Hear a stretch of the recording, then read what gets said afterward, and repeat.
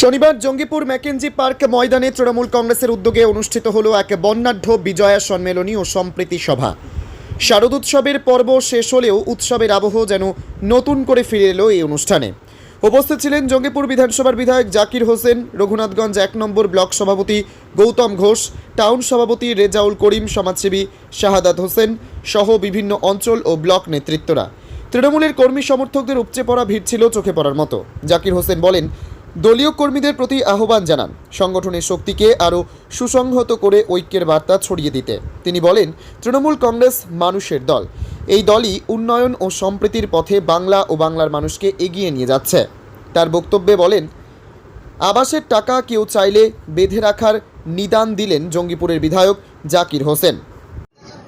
Media ভাইরা আপনারা আছেন, মাননীয় মুখ্যমন্ত্রীর আদেশ সর্বধর্ম নির্ণয় মানুষের একসাথে উৎসব পালন করার তার বিজয় সম্মেলন হিন্দু মুসলমান সকল মিলে আমরা করলাম।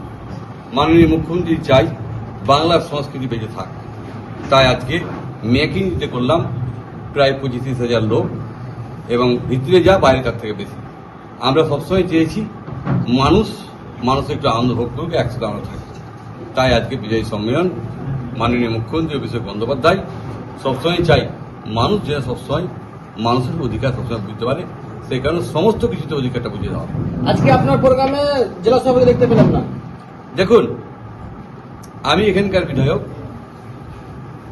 আমার বিধায়ক এর মূল উদ্যোক্তা যে আমাদের ব্লক সভাপতি, আমাদের ব্লক সভাপতিকে এত জনপ্রিয় ব্লক সভাপতি তাকে বাদ দেওয়ার চক্রান্ত করেছে অনেকজন। তাই তারা ব্লক সভাপতি আজকে আপনারা দেখলেন যে তার কি ক্ষমতা, কিভাবে লোক তারা জড়ো করেছে।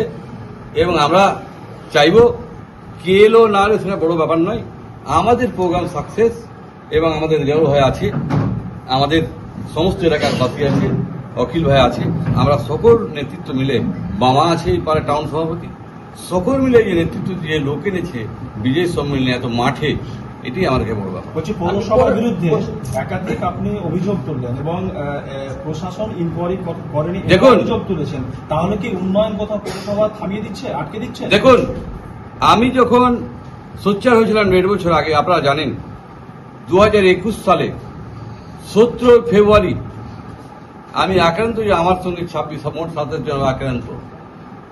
সেই দিনে আমি চলতে পারছিলাম না এবং সেই টাইমে পুরসভায় অনেকই বাড়ির দুর্নীতি হয়েছে, ট্রেন কম হয়েছে, রাস্তাঘাট উঠে গেছে, একটা রাস্তাকে 3 জায়গায় করা হয়েছে।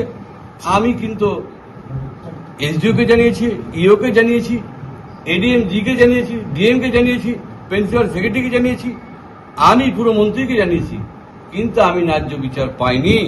কারণ হলো, না হলে আপনারা দেখেছেন যে পুজোর আগে আমার মনে হয় ভারত স্বাধীন হয়ে কোনদিন কাজ হয়নি, এটা হয়নি প্রথমে যে এবারে কাজ হলো না, কিন্তু যারা সাপোর্ট করেছিল তাদের মুখে কেনে আজকে কুলু, একটা কথা কেন তারা খরচা করে না। মাননীয় মুখ্যমন্ত্রী প্রতিটা বুলাকে বলেন আর পুরসভায় বলেন পুরো টাকা দেয় এবং এলাকা উন্নয়নের জন্য, বাধা দেওয়ার জন্য নয়, সমস্ত কিছু মানুষের জন্য। তাই মানুষের সরকার, মানুষের কাজের জন্য। আমি সবসময় চাই মানুষের জন্য। আপনারা দেখেছেন যন্ত্র দরবার চালায়, গরিব মানুষরা আসে এবং বড়লোক আসে, যে যেমন মানুষ থাকে সে সম্মান দিই, কেননা মানুষ ভালোবাসে সবচেয়ে বড় কথা। তাই আজকে কাজ হয়নি, নিজের খারাপ লাগছে।